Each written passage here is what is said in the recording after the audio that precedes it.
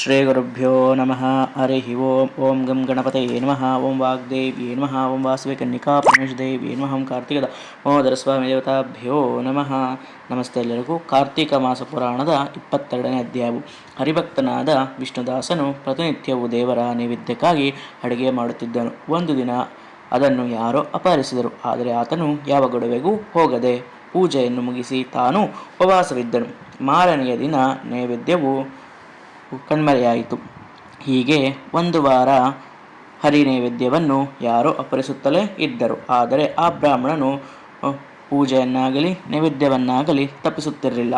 ವಾರ ಕಳೆದ ನಂತರ ವಿಷ್ಣುದಾಸನಿಗೆ ಹೇಗಾದರೂ ಮಾಡಿ ಆ ಕಳ್ಳನನ್ನು ಹಿಡಿಯಲೇಬೇಕು ಎನಿಸಿತು.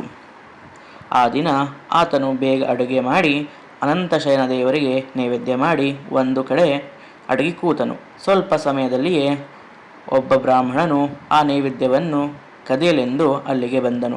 ಆತನ ಮುಖ ಹಸಿವೆಯಿಂದ ಬಾಡಿ ಬಹುದಿನವಾಗಿತ್ತು. ಆತನ ಶರೀರ ಎಲುಬುಗಳ ಹಂದರದಂತಿತ್ತು. ಹಸಿದ ಅವನು ದೇವರ ನೈವೇದ್ಯವನ್ನು ಅಪಹರಿಸಿಯೇ ಬಿಟ್ಟನು. ಬ್ರಾಹ್ಮಣನಿಗೆ ಆತನ ದೈನ್ಯಸ್ಥಿತಿ ನೋಡಿ ಮನಸ್ಸು ಕರಗಿತು. ಅಯ್ಯ ಅತಿಥಿ, ಕೇವಲ ಅನ್ನವನ್ನೇ ತಿನ್ನಬೇಡ, ಸ್ವಲ್ಪ ತಡೆ, ಈ ತುಪ್ಪವನ್ನು ತೆಗೆದುಕೊಂಡು ಹೋಗು ಎಂದು ಉಪಚರಿಸುತ್ತಾ ತುಪ್ಪದ ಬಟ್ಟಲನ್ನೇ ಅವನಿಗೆ ನೀಡಿದನು. ಆದರೆ ಆ ಬಡವನು ಯಾರಾದರೂ ತನ್ನನ್ನು ಬೆನ್ನಟ್ಟಿ ಬಂದರೆಂದು ಹೆದರಿ ಓಡಿ ಹೋದನು. ಬ್ರಾಹ್ಮಣನು ತುಪ್ಪದ ಬಟ್ಟಲು ಹಿಡಿದು ತುಪ್ಪ ಸೇರಿಸಿ ತಿನ್ನಯ್ಯ ಎಂದು ಅವನನ್ನೇ ಹಿಂಬಾಲಿಸಿದನು. ಸುಸ್ತಾಗಿದ್ದ ಆ ಬಡವನು ಒಳಲಾಗದೆ ಅಲ್ಲಿಗೆ ಬಿದ್ದು ಮೂರ್ಛೆ ಹೋದನು. ದುಃಖಿತನಾದ ಬ್ರಾಹ್ಮಣನು ಆತನಿಗೆ ಕೂಡಲೇ ಶಯನೋಪಚಾರ ಮಾಡಿ ಸಂತೈಸಿದನು. ಆ ಬಡವನು ನಸುನಗುತ್ತಾ ಎಚ್ಚರವಾದಾಗ ಬ್ರಾಹ್ಮಣನು ಕಂಡ ದೃಶ್ಯವೇನು? ಶಂಖಚಕ್ರ ಗದಾಧಾರಿಯಾದ ಶ್ರೀಹರಿಯ ದಿವ್ಯರೂಪ. ಶ್ರೀಮನ್ನಾರಾಯಣನೇ ನೋಡಿದ ಆ ಬ್ರಾಹ್ಮಣನು ರೋಮಾಂಚಿತನಾಗಿ ಕಣ್ಗಳಿಂದ ಆನಂದ ಬಾಷ್ಪಗಳನ್ನು ಸುರಿಸುತ್ತಾ ಮೂಕನಾಗಿ ನಿಂತನು.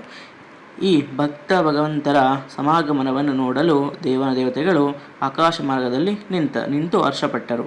ಭಗವಂತನು ಭಕ್ತನ ಮೇಲೆ ಪುಷ್ಪವೃಷ್ಟಿಯಾಯಿತು. ಅಪ್ಸರೆಯರು ನರ್ತಿಸಿದರು, ಗಂಧರ್ವರು ಗಾಯನ ಮಾಡಿದರು. ಆ ಭಗವಂತನು ವಿಷ್ಣುದಾಸನನ್ನು ಆಲಿಂಗಿಸಿದನು. ಆತನಿಗೆ ತನ್ನಂತೆಯೇ ದಿವ್ಯ ರೂಪವನ್ನು ಅನುಗ್ರಹಿಸಿ ವಿಮಾನದಲ್ಲಿ ವೈಕುಂಠಲೋಕಕ್ಕೆ ಕರೆದೊಯ್ದನು. ಹೀಗೆ ನಿರ್ಧನನಾದ ವಿಷ್ಣುದಾಸನು ಭಕ್ತಿಯ ಪಾರಮ್ಯದಿಂದ ವೈಕುಂಠಲೋಕವನ್ನೇ ತಲುಪಿದನು. ಇತ್ತ ಕಡೆ ಮಹಾವಿಷ್ಣು ಯಾಗವನ್ನು ಆಚರಿಸುತ್ತಿದ್ದ ಚೋಳರಾಜ ಆಕಾಶ ಮಾರ್ಗದಲ್ಲಿ ಭಗವಂತನೊಡನೆ ಪ್ರಯಾಣ ಮಾಡುತ್ತಿರುವ ವಿಪ್ರನನ್ನು ನೋಡಿದನು. ಆಗ ರಾಜನು, ಮುದ್ಗಲ ಮುನಿಯೇ, ನನ್ನೊಂದಿಗೆ ವಾದ ಮಾಡಿದ ಆ ಬಡ ಬ್ರಾಹ್ಮಣನು ವೈಕುಂಠಲೋಕವನ್ನು ತಲುಪಿದನು. ರಾಜಾದಿರಾಜನು ಶ್ರೀಮಂತನೂ ಆದ ನಾನು ಈ ಯಜ್ಞವನ್ನು ವಿದ್ಯುಕ್ತವಾಗಿ ಆಚರಿಸಲು ಕೂಡ ಭಗವಂತನ ದರ್ಶನವೂ ಆಗಲಿಲ್ಲ. ಇದನ್ನು ಇನ್ನು ವೈಕುಂಠ ದೂರವೇ ಸರಿ. ಈ ಕಾರಣದಿಂದ ರಾಜನು ಭಗವತ್ಪ್ರೀತನಿಗೆ ಆಡಂಬರಕ್ಕಿಂತ ಭಕ್ತಿಯೇ ಕಾರಣವೆಂದು ಸ್ಪಷ್ಟವಾಯಿತು.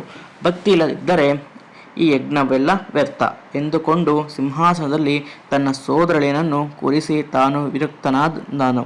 ಆದುದರಿಂದಲೇ ಇಂದಿಗೂ ಚೋಳದೇಶದಲ್ಲಿ ಮಹಾರಾಜನ ಬಳಿಕ ಆತನ ಸೋದರಳಿಯನೇ ಉತ್ತರಾಧಿಕಾರಿಯಾಗುವ ಸಂಪ್ರದಾಯವಿದೆ. ಆ ನಂತರ ಚೋಳ ಮಹಾರಾಜನು ಯಜ್ಞಕುಂಡವನ್ನೇ ಪ್ರವೇಶಿಸಿದನು. ಆತನನ್ನು ಶ್ರೀಹರಿಯು ಆಲಿಂಗಿಸಿ ರಕ್ಷಿಸಿದನು. ರಾಜನಿಗೂ ಭಗವಂತನ ಸಾರೂಪ್ಯ ಪದವಿಯನ್ನೇ ಅನುಗ್ರಹಿಸಿದನು. ತನ್ನೊಡನೆ ದಿವ್ಯ ವೈಷ್ಣವ ವಿಮಾನದಲ್ಲಿ ರಾಜನನ್ನು ವೈಕುಂಠಲೋಕಕ್ಕೆ ಕರೆದೊಯ್ದನು. ಈ ರೀತಿ ಹರಿಭಕ್ತನಾದ ವಿಷ್ಣುದಾಸ ಚೋಳರಾಜ ಇಬ್ಬರೂ ವೈಕುಂಠಲೋಕವನ್ನು ತಲುಪಿದರು. ಅವರಿಬ್ಬರನ್ನು ಭಗವಂತನು ತನ್ನ ದ್ವಾರಪಾಲಕರನ್ನಾಗಿ ನೇಮಿಸಿದನು.